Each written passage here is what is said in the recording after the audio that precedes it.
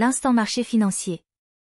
L'été fut, comme le fameux cocktail vodka martini de James Bond, secoué mais non agité sur les marchés financiers.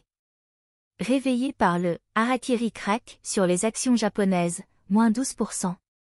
Les investisseurs, affolés, ont aussi commencé à douter de la vigueur de la croissance économique américaine après quelques statistiques moyennes, croissance du PIB au T1 2024 de 1,4% en nette décélération. Les marchés actions ont donc naturellement perdu entre 5% et 10% avant de se reprendre, rassurés par l'intervention prochaine des banquiers centraux. Ainsi, le banquier central américain Jerome Powell est venu à la rescousse en annonçant que de futures baisses de taux auront bien lieu sur les mois de septembre et novembre. La BCE devrait elle aussi enchaîner, puisque la zone euro souffre toujours d'une expansion anémique. Ce climat a permis aux bourses de retrouver un allant positif malgré les défis prochains. On en dénombre 3.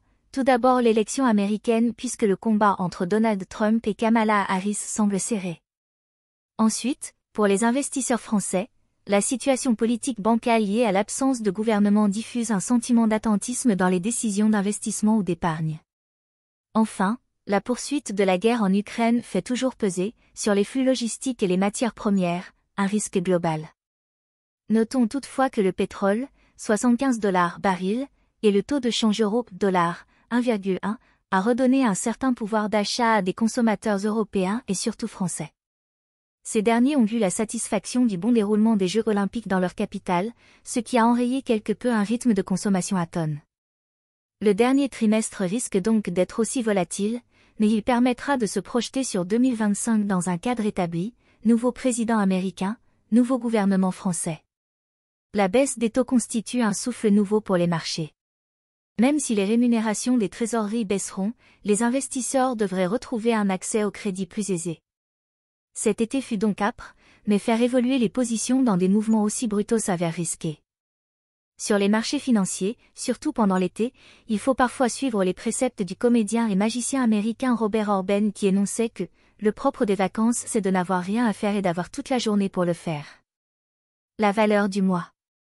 Novartis.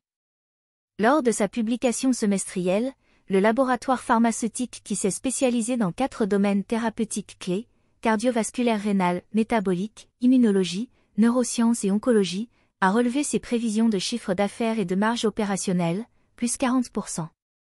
La santé demeure un enjeu majeur tant scientifique que boursier. Le mot de la fin. Tout le monde pense que Facebook constitue le premier réseau intelligent sur la planète. Mais depuis des millions d'années, la communication des cétacés démontre une complexité proche de celle du langage humain.